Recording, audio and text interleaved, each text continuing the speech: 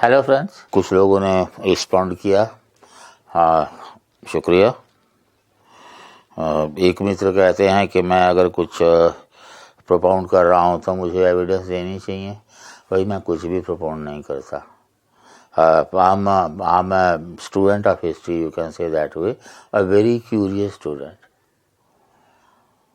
कोई भी अगर कुछ कहता है, जैसे मैंने आपको शायद पहली वीडियो में बताया था कि आर.एस. शर्मा ने लिखा है कि even anthropologist have reported the presence of slavery amongst tribals. चौंकाने वाली बात थी। आई एक्सप्लोर्ड, पता लगा कि एक स्टडी थी 1911 to 13 और फिर पब्लिश हुई 34 में, and the reality I explored. जहाँ डाउट होगा, मनुस्मृति में ये लिखा है वो लिखा है, कोई भी कुछ कहता है तो you have your own wisdom to do it. ठीक है ना। मैं अगर कुछ कहता हूं तो unless I am satisfied I don't से,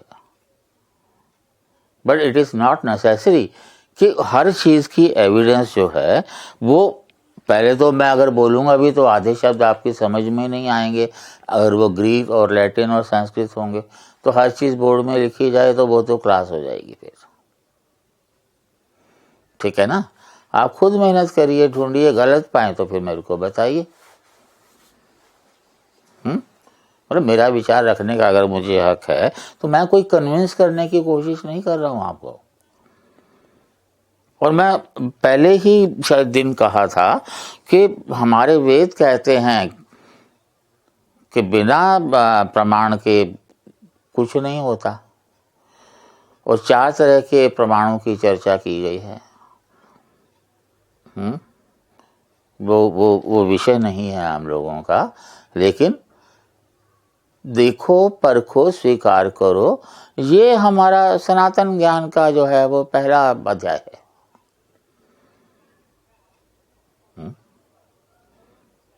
ठीक है।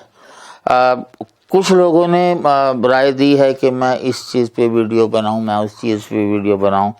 भाई अपना कोई इरादा नहीं है।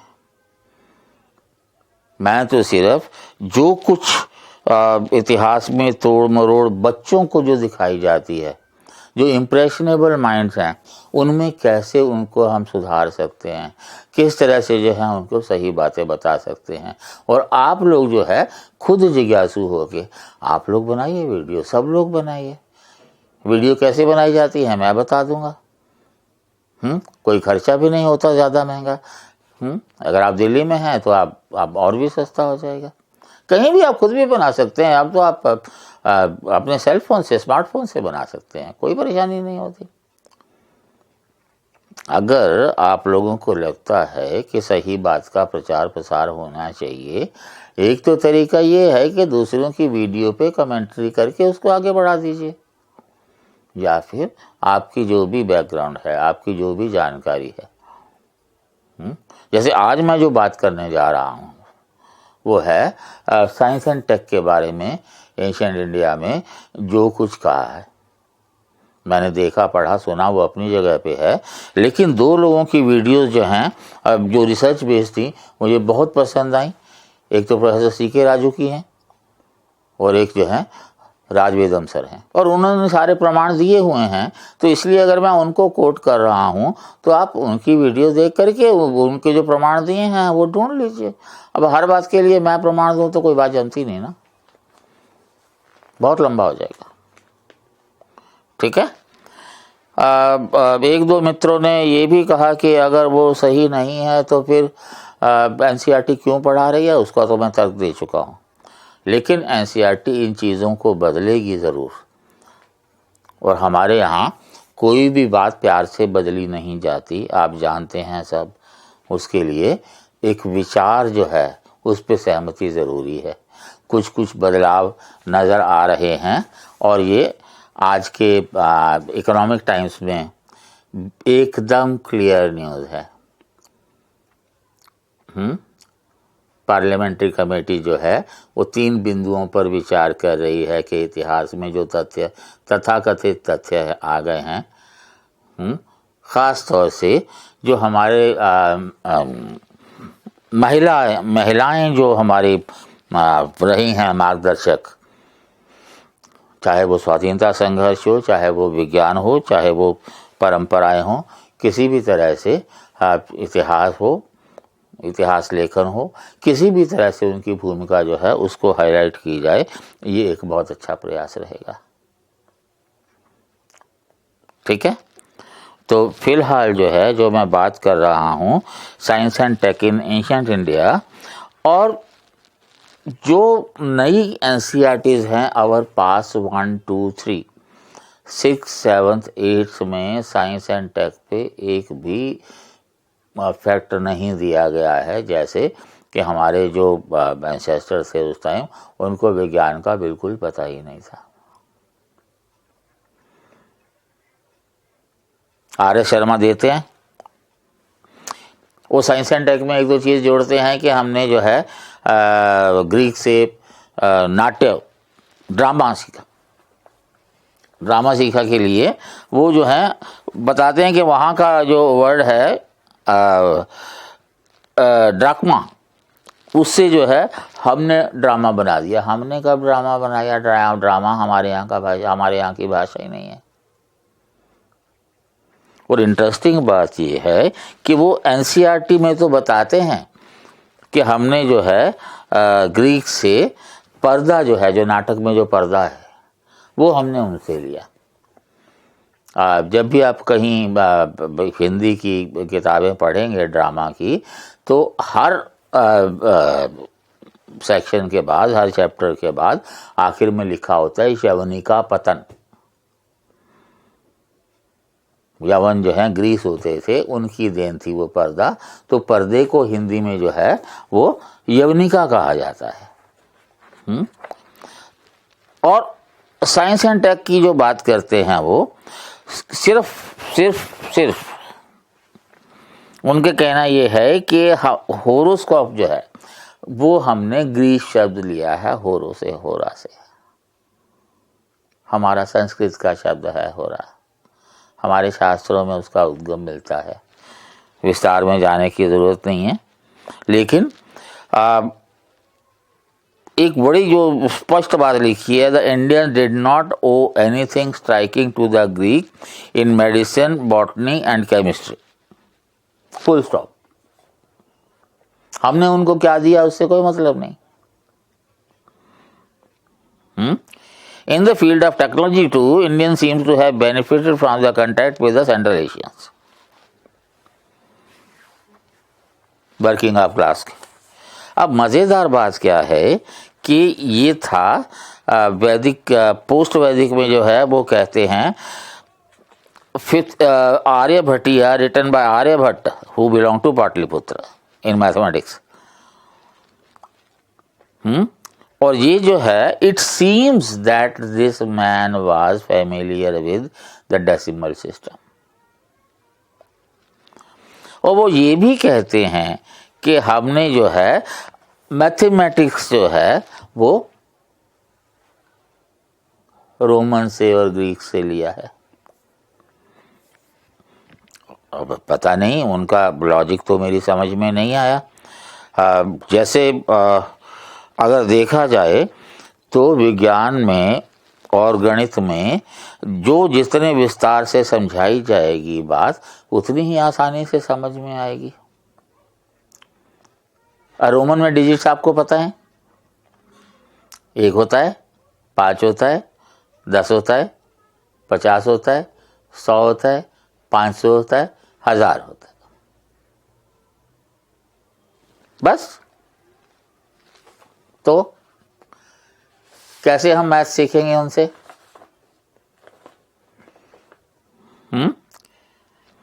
हमारे यहाँ जो शुक्ल यजुर्वेद है,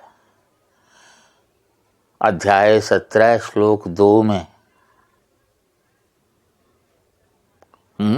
10⁻12 तक की गणना की गई है। और जो बुद्धिस्ट लिटरेचर है, शूल्य सूत्र, ललिता विस्तार, 10⁻53 तक काउंटिंग की गई है। और आप कहते हैं हमने मैथमेटिक्स उनसे लिया। उनका तो कैलेंडर ही जो है वो बड़ा भ्रमिक था।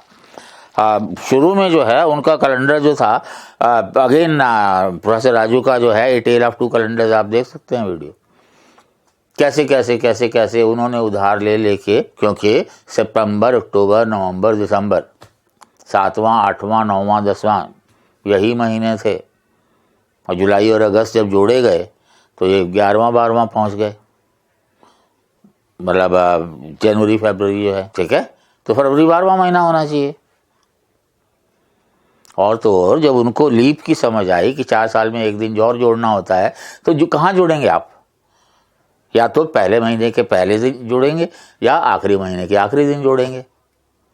तो आपने आखिरी महीने के आखिरी दिन जोड़ा फरवरी के।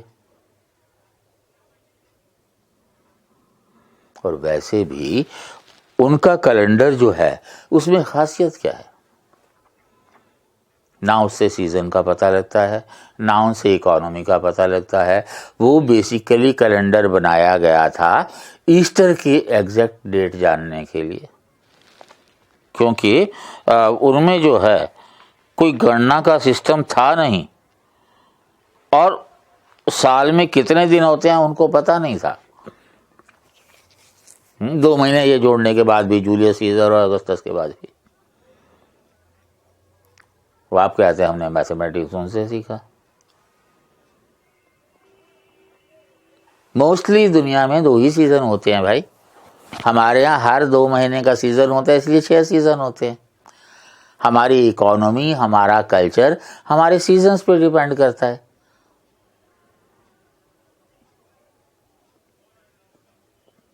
ठीक है ना, हमारा जो महीना है वो चांद की गति पे है, और सीधा सीधा शुक्ल पक्ष हुआ और कृष्ण पक्ष हुआ और महीना बदल गया।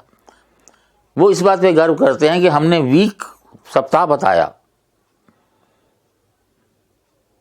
अरे हमारे यहाँ जो तिथियां हैं, 15 दिन में शुक्ल पक्ष की 5वीं और कृष्ण पक्ष की 5वीं 2 हिस्से होते हैं। आपकी तरह नहीं कि ये 15वीं और ये 25वीं हैं। खैर वो भी बात छोड़ा जाए, लेकिन हर 2 महीने में जो मौसम बदलता है उसी हिसाब से हमारी सारी गतिविधियां बदलती हैं। लेकिन हमारा जो ग्रिगोरियन कैलेंडर जिसको आप कहते हैं, हालांकि ग्रिगोरियन नहीं है ये, इस हिसाब से जब आप देखते हैं मौसम की गड़बड़ी हो जाती है, क्योंकि सावन में ही सावन आएगा भाई, मानसून जो है वो सावन में ही आएगा, और अंग्रेजी के हिसाब से आगे पीछे हो जाता है। तो आपकी कैलकुलेशन गलत हो जाती है। जब आप कहते हैं बारिश होगी वहाँ सूखा पड़ जाता है, जब कहते हैं सूखा पड़ेगा बारिश हो जाती है। प्रोफेसर राजू ने बहुत अच्छे से इसको समझाया है।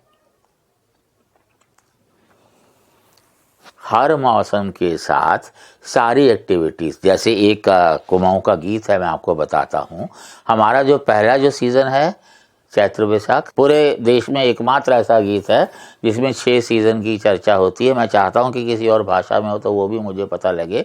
जैसे क्या कह रहे हैं वो, चैत वैशाखो बसंत दिनों, बसंत के दिन है, नानी चे रातों ठुल्ल चे दिनों, दिन छोटे, रातें छोटी हो गई दिन बड़े हो गए, पोलिनी बाखत आँख में नीनो, लागेरी शादी बाजेरी बीनो, पाके ने हिसालू क्यूमड़ी काफुल इनो दिनों। सीजन होता है मैरिजेस का, हर तरफ जो है आंखों को सूदिंग नज़ारे होते हैं, और कुमाऊं के खास फल हैं हिसालू, किमोड़ी और काफल। समझ आता है।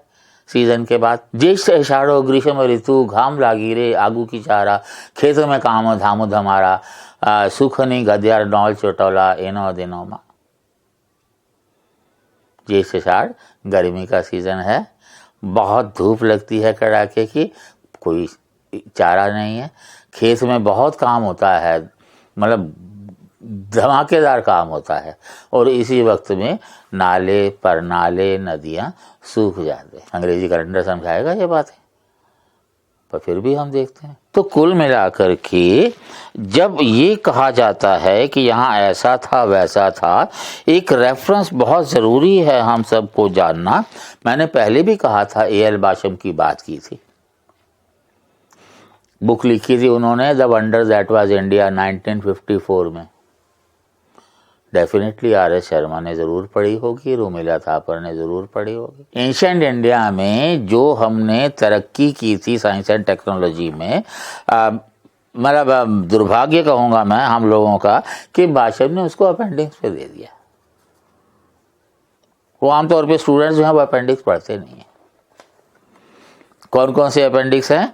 Cosmology and geography, astronomy, calendar, mathematics, physics and chemistry, physiology and medicine, logic and epistemology, weight and measures, coinage, alphabets, prosody. क्या छोड़ा बताओ?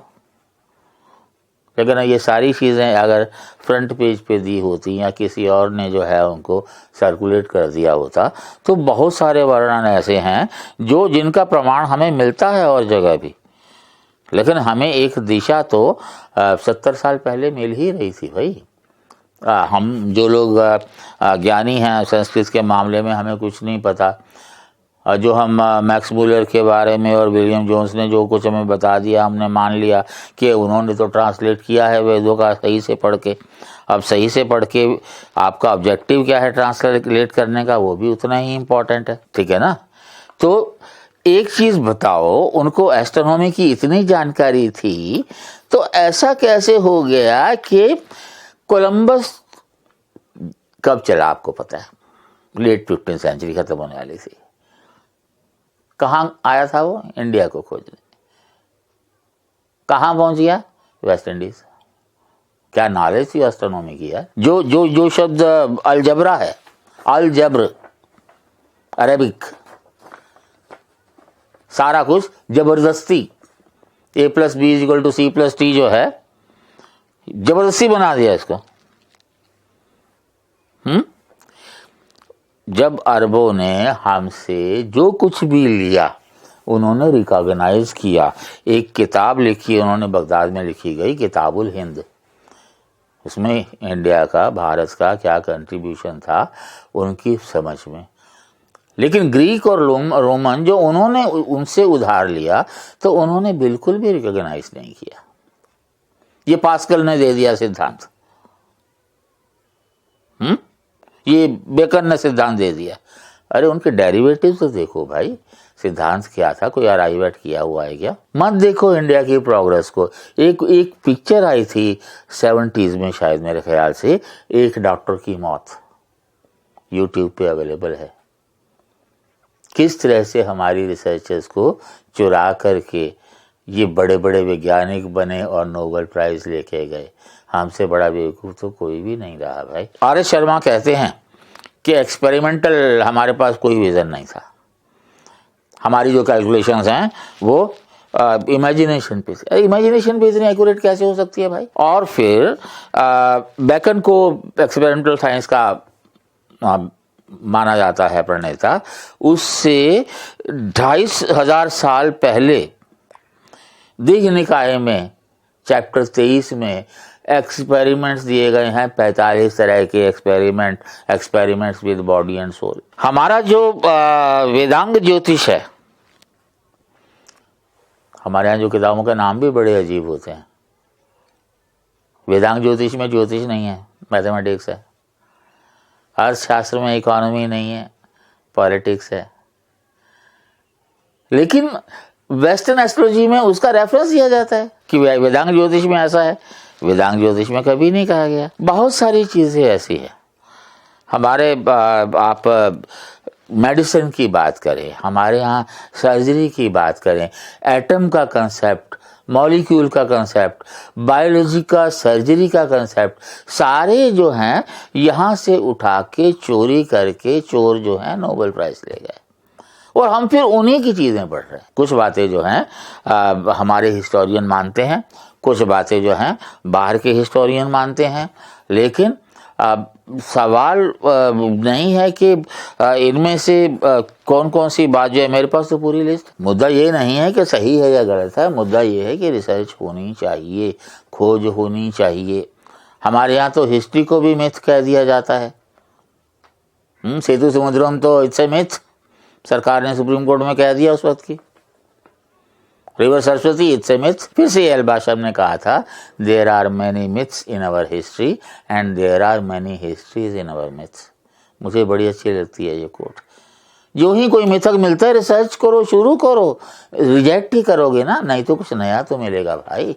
हो सकता है कि नया इतना कीमती हो कि आपके सामने जो है एक नई राह खोल के रख। अगला जो मैं वीडियो बनाने की सोच रहा हूँ वो है कि किस तरह से जो है ब्रिटिश जो ड्रेन ऑफ वेल्थ है आप सब लोग जानते हैं, लेकिन how it was related to destruction of our educational system and the emergence of weaker section in the society। किस तरह से जो है लोगों को बांट करके उन्होंने कैटेगरीज बना दी, थोप दिया, जमीन छीन ली, दलित बना दिया। वो जो स्टडीज हैं सारी, पर मैं रिक्वेस्ट करूंगा आप में से जो लोग जिज्ञासु हों, महात्मा गांधी ने धर्मपाल जी को कहा था कि इंग्लैंड के टैक्स निकालो, खंगालो, ढूंढ के लाओ। और उनकी किताब की पिछली बार चर्चा भी की थी मैंने,